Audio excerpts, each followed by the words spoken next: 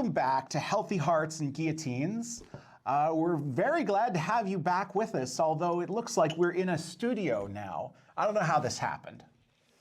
Some things happened, you know, someone got evicted from their home. I got evicted from my apartment, incidentally. So that was a few months ago, and now we are sitting in the Lithuanian National Library, which is a lovely place, has a makerspace in the basement, and that's what we're using today. My name is Chessie, and I'm here again with my partner, Zakim. We're glad to be back with you this week. And this week, our topic is... On a life of unplanned gambling. Yes, I'm looking ever so forward to this. Jesse really loved the name. It's a good title. It's a good title. So, tell me what this is about in short sentences, because my caffeine has worn off. Well, people gamble when they are in desperate situations. Yeah. If your life is good, it's like, why would I risk all that I have good to gain a bit more? Right. That doesn't make sense. And in historical context also, gambling was prominent during downfalls of society. I seem to remember that the Roman elite got very horny for gambling during the final years. Yes. First of all, they banned gambling, then invented another name for gambling, and all of a sudden it's okay. Yeah, what are we calling gambling these days? We're calling it prediction markets. Oh yes, they had that. And now, as we've talked about before, when your retirement fund is fictional now. Yeah, my retirement fund is theoretical. I mean, mine is as well. I could have like $1 million in there, but still in the future when I retire. Could be good. If I retire. If I quit, yeah. It's like, hey, it's $1 million, but inflation is a few thousand, so. And I mean, like, also there's the possibility, there's the reality that outside of inflation, in the United States, which is where I'm from, our stocks and bonds and so on, the retirement funds and life insurance companies have now been forced to buy into AI stocks. And in buying into AI stocks, they've used all the money that was being kept for people to retire and, you know, live their lives in their golden years, and invested it in buying up AI bonds for chips, like computer chips. And those computer chips have a half-life of about 4 years if they're used in an actual data center, because they just die. If you use something 24/7 intensely. Intensely, constantly, and it's a little tiny piece of wire that all it requires is one wire going and the whole thing disintegrates. That's your retirement fund. If it goes well, you'll survive. If it goes bad, well, it's obvious. Well, this is the thing that gets me is like, what they've promised us is if it goes well, if the final happy outcome of artificial intelligence is that a tiny number of extremely wealthy people will become even more wealthy and everyone else on Earth will lose their jobs and livelihoods. This is the best option. That's the happy outcome. The other outcome is that it kills all of humanity. And it's just like, but our investors will make a lot of money for 15 minutes. Before they die. Before they die.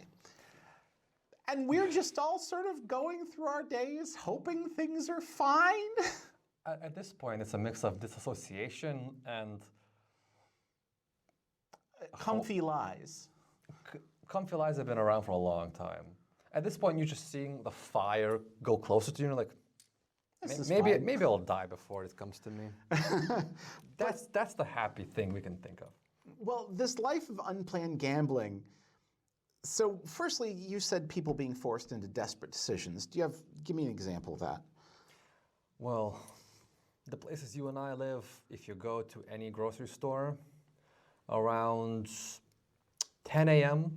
is when you can start buying alcohol. And the people who buy alcohol at the second it's available are the ones in desperate positions. They don't want to feel anything. Yeah. But another thing they do, not without just alcohol, is they buy lottery tickets. So I'm assuming that the lottery tickets are representing literal gambling, but also this idea of maybe one day escaping this system. Yeah, you don't. Logically, if you buy a lottery ticket, which is already pre-written with numbers, You're just throwing some money into the void. There's a theoretical chance you might gain something, but in order for you to gain something, millions got to lose of some pounds. And I mean, even then, statistically, your odds of managing to make enough to escape this system of horrors is like they've weighted it so that you won't. Yeah. You just won't. If you win 10 million, you could, if you're skilled and hardworking, you could use that money to live off a very tiny job. Yeah. And I mean, like if you were to make 10 million and you put it in the stock market and then lived off the dividends, there's no guarantee that the stock market will still exist in 10, 15 years because I seem to remember that MIT did some kind of massive computer study back in the 80s that said, incidentally, all of human civilization is going to disintegrate by 2034. I wonder what the math is. I mean, at the time, it was just they put a lot of variables into the computer and looked at all the possible outcomes, and then one of them was, incidentally, human civilization. Not necessarily humanity itself, but human civilization as an interconnected thing goes bang around 2030 to 2034. Well, that's believable when you understand what the hell investing is right now. Yeah, I mean it's the leveraged buyouts and all that. Leveraged buyouts are they're all a whole other thing, but leveraged Positions? leveraged positions where someone is if the stock makes 5%, they get 20 times their return, and if it loses 5%. They literally go into so much debt they will never see money again. Like their only option is immediately declare bankruptcy. And like society treats these people as investors. Like this is a positive thing that they're doing. Well, first of all, I don't care if you take 5 lottery tickets and you win 4 of them. In essence, that is luck. Yeah. You have enough monkeys writing on a typewriter, you're going to end up with Shakespeare. You have enough investor bankers putting money on random things. It might as well be blackjack. One of them is going to be rich. The rest are going to go bankrupt. The rest are going to be screwed. Unless, of course, they're using insider trading, which is, well, it helps your odds, but it makes everything worse. Makes everything worse for everybody else. And in the long run, it's unsustainable because systems like this are built on the notion that everyone can win. If it's known that one group of people will win and everybody else will lose, then people stop even thinking, hey, maybe I should gamble. They just know who wins and know who loses. We're really close to the point where we know who wins and we know who loses here. Like if you are a corrupt politician or already rich, you win and everybody else loses. And you don't even win that long because you win until society collapses. Yeah, because if enough investor bankers just, as I said, lose 20 times their position and they don't use their own money, they use funds of other people, of your retirement accounts, you just put a few billions in and suddenly, instead of having a few billions, you owe trillions in debt. Yeah, I mean, at that point, you're just... All of a sudden, your entire company or country is like, Great Depression Part 2. Well, and you are faced with a reality that I think a lot of people don't conceptualize when the numbers get that big. Once you reach a certain point where the numbers are so big, the money stops being real. Yep. It just becomes the suggestion that something might happen one day. And at that point, you're not really dealing in numbers, you're dealing in abstracts. Money has become quantum. It's a feeling, basically. Yeah, it's a vibe. Because investor bankers are mathematically intelligent, but They're still people. they're still people, and like everyone else, including me, we can get hooked on feelings, we can get addicted to them. I want to say this right here. You're not immune to the propaganda Or addiction. or addiction. You are still a human being. And however much we may like to think of ourselves as being a little more put together than the people who've created this situation, That is how the people before them thought. that's how the people before them thought. And they ended up like this. Yeah. So if you make us gods, nothing's going to be solved. I'm sorry. And I'm just human. Can I just also, I love that phrase, if you make us gods. Right now, we are being manipulated culturally by a group of gentlemen, which say the tech bros, whose basic pitch for the technology that they are now warping entire segments of the world with, these data centers and the internet itself, their basic pitch is if we just get enough computers together, we get to be gods. But then it'll also come with the sideline of, but mate, we don't really like people that much. I'm just saying, if you give me power, I might just kill everybody on Earth. Peter Thiel was once asked, do you want humanity to survive? And he froze. He froze like a bunny. Like, or was it Peter Thiel, or was it one of, no, it was Sam Altman. Sam Altman, the Chat GPT guy, or OpenAI guy. Just like,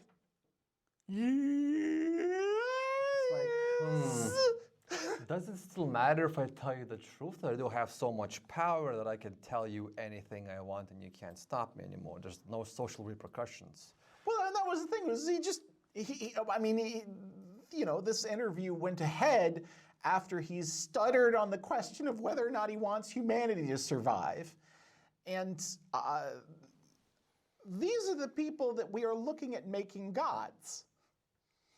So, like we said, a desperate situation for a person makes them do desperate things. Right. That could be investment gambling. And I'm not innocent. I did put $80 into Shiba Coin. How much do you have now of that $80? Hey, at one point, it was 200. Now it's like 40 cents. cents, yes. Something ridiculous.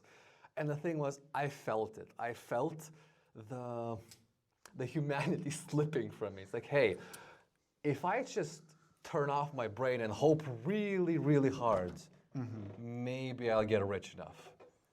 And of course, just by hoping, you have pretty shitty odds. If you do some clever insider trading, your odds get much better. It's actually considered rude on crypto exchanges if you don't commit fraud. Like if you are, this is what I've been told, but if you're on a crypto exchange and you're pushing a new crypto coin,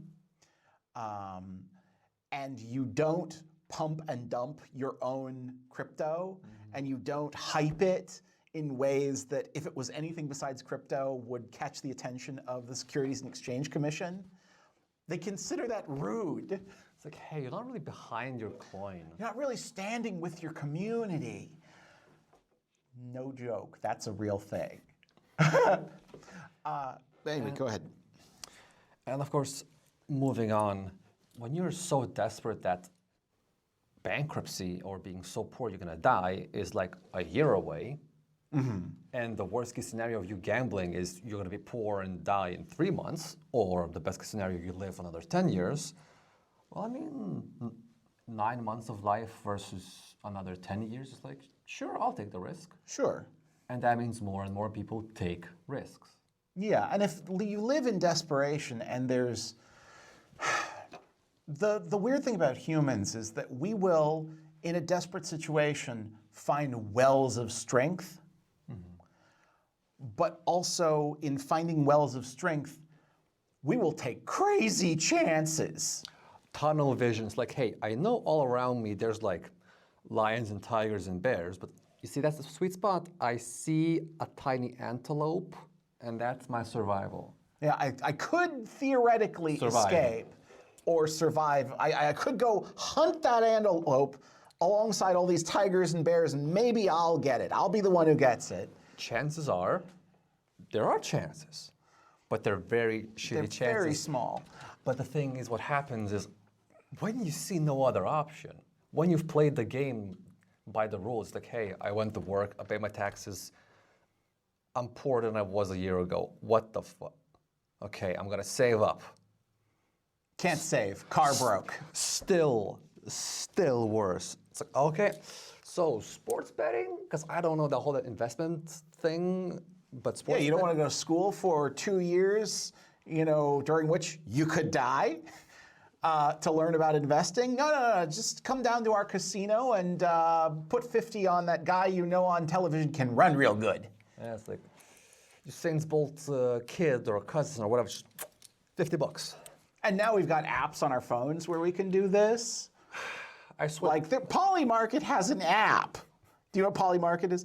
You can bet on whether or not a particular set of lights will change at a given time of day, or how many cars will be on the highway, or who, there's a... The price of gas goes a little bit like this or a little bit like that. There's a bridge in the United States, which is somewhat famous for being 11 feet and 4 inches tall, which is just tall enough to knock the top off of most semi-trucks. And people at one point were betting on this happening on given days because they set up a camera beside this truck or beside this bridge to catch the dumbass drivers getting the tops of their trucks peeled off. Who didn't look at the signs? Who didn't watch the signs. And it kept happening, so they started betting on it. And my main issue with betting is it's, I don't want to say licensed, but incentivized theft? I mean, yeah, it's incentivized theft. It is what you are selling people is hope, and then they get nothing back, except in very specific circumstances. Most of them, they don't get money back because if they got more money than they put in on average, you couldn't have gambling as a business. The thing is, if we were to ban selling people hope completely, we would have to close a lot of churches. A lot of churches and a lot of human rights offices would be really overfilled. Yes. There'd be lots of Luigi's and Mario brothers. Oh, yeah. I love that it's come to a place where you could just mention Mario Brothers and everybody knows what you're talking about. Because the thing is, people realize that, hey, I have to gamble so I could live. But imagine if there's no gambling, because the Romans tried to ban gambling. They did. And it people, didn't work. Well, I mean, gambling is an outlet. Gambling is hope. Yeah, and it's gambling institutionalized hope. It's something you use to keep you back from doing things that would destabilize society even more. Yeah, and the thing is, in practical terms, when your society needs those outlets in that form, it's already falling apart. And the people who are using those systems and those ideas and those outlets to keep society from falling apart are the ones who have something to gain most from society not collapsing. It's the wealthy. 100% of the time you find somebody who is selling hope to the population, you're going to find a rich guy in the back somewhere holding a leash. And the question in my mind is, how do we go from a life of unplanned gambling to a life where we have genuine agency over ourselves. Because my method for this is to live like a medieval peasant, where I have a skill that can never be taken from me. Like, short of chopping off my hands and chopping off my feet, I can still go sharpen knives and scissors, and people will always need their knives and scissors sharpened.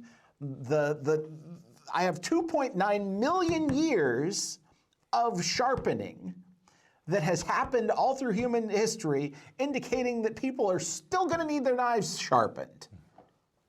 So I know that I will have work. You can be a farmer. I've given up on the idea that I can retire because everybody I know who's retired is either miserable or unretiring. Or unretiring. A new word, cool. I didn't get formal education outside of basically learning to read and write and do some basic arithmetic, but also everybody I know who did is currently either unemployed or employed in such a desperate fashion that they are one bad day from being unemployed. Oh yeah, like definitely. If you put people in a desperate position, you can make them work harder. That's a thing that I've heard was like a central to modern capitalism. Because if you ask yourself one of the basic questions of economics, which is who benefits? Who benefits from capitalism? Well, a lot of us get more stuff. Like the cost of a chicken has definitely gone down from the 14th century. But who benefits in the long run? It's the guys who are on their third super yacht. Those are the ones benefiting. They're not worried about the cost of chicken anymore. And fuck me, has the cost of chicken gone up lately. And just like you said, trying to live like a medieval peasant to, well, let's just say it as it is, survive the crash. Yeah. Because you will be the people who survive. If you have a skill, if you have taken care of yourself, your community, when the pitchforks and torches get drawn, it's like, hey, you're a pretty decent fellow. You're gonna be fine. That guy fired me for working 10% worse on a day when I got. When my parents died. Yeah, it's like, do we want profit motive or do we want humanity? Because at this point, it's like one or the other. And it looks like profit motive is winning for now.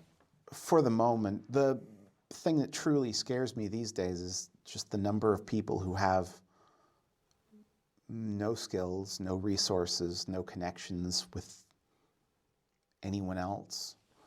And when they get desperate, they'll just listen to whoever's the loudest. So we're talking about Hitler again.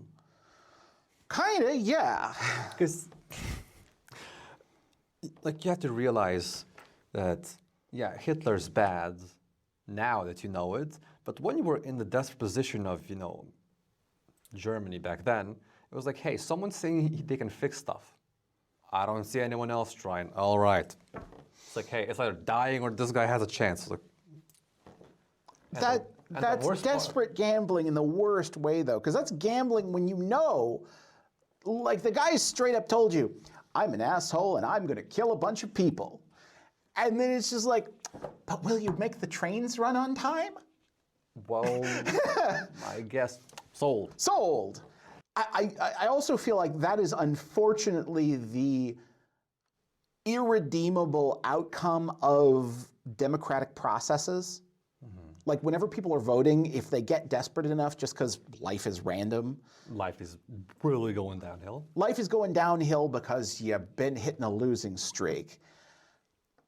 Then that's always going to happen. People, and we've been on a losing streak across the Western world for a minute now in terms of our leadership. And the United States in particular is like, holy crap, this has been a rough 25 years plus. I can't remember the last time we had a president where I was like, you know, this guy was just great. Obama was pretty good, but he did a few things at the end there where I was like, are you serious? It's like, I don't want to get reelected, I'm fine. Yeah, and before you at me in the comments section, Obama was the one who removed the restrictions on using propaganda against the US citizenry. I mean, Sorry. Not that made things that bad. It was already pretty bad. It was already pretty bad, but I mean, like, there were institutional guardrails that said don't use propaganda specifically against the U.S. population. Here we are. Yay. I want to finish with just two things. Hit me with it. Go ahead. Summarizing. You see, when you're taking a calculated risk, that means you have the odds in your head or on a piece of paper, and you know the chances of this and that happening, and you make a logical choice. Or you hope it's logical. Yeah, of course, you have to hope it's logical, because your brain will often confuse what's logical, what's emotional, when you want to believe in whatever you want to believe.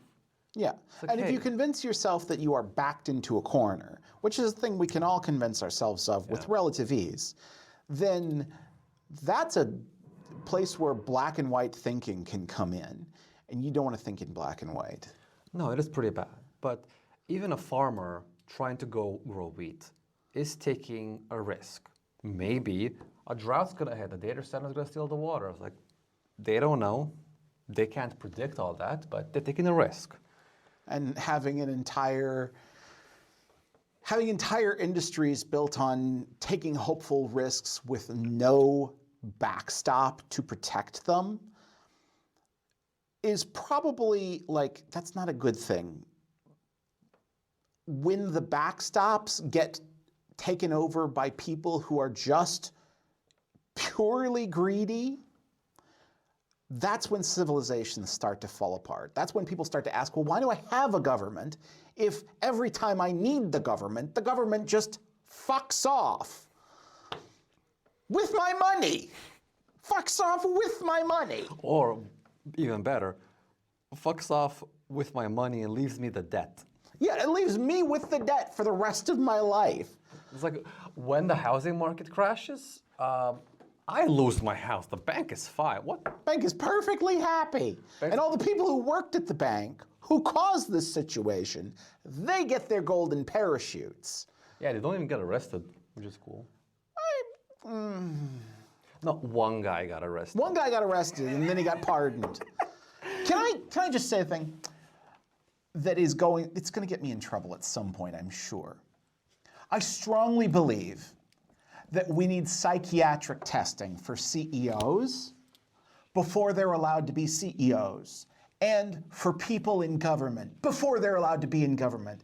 You should have to prove that you are not dangerously narcissistic or psychopathic, because, and this is the thing where people are going to argue with me, you wouldn't trust a schizophrenic to fly your airplane if they hadn't had any medication.